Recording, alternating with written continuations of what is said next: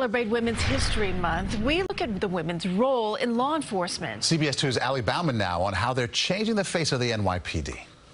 I think back to when I started and I was in a command. I mean, there was a good shot that you would never see another female. When Chief Terry Tobin joined the NYPD 38 years ago, men made up 95% of the department. They now have to find you a locker room, so you're displacing someone who has a nice office, or it's those little unintended consequences. That made organizations like the Police Women's Endowment Association crucial. This is the PEA's 100-year anniversary, and Monday marked their annual women's conference. Don't ever be afraid to go too far. But the NYPD still has a far way to go. Right now, just 19% of officers are women. Why isn't that number higher? I think home life comes into it. I think historically this is a male-dominated profession.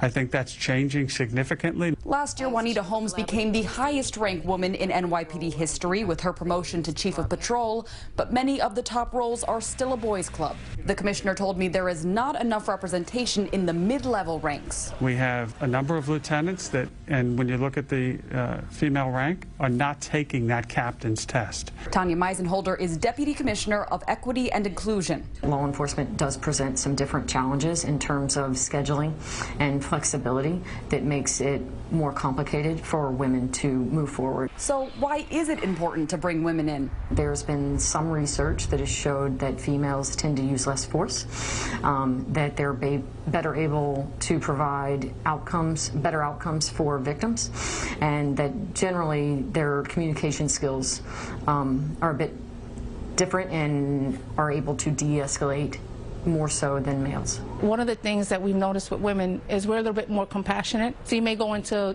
domestic jobs or certain things that are that you have to tread lightly. The NYPD has just signed a 30 by 30 pledge. They hope to increase representation of women to 30% by the year 2030.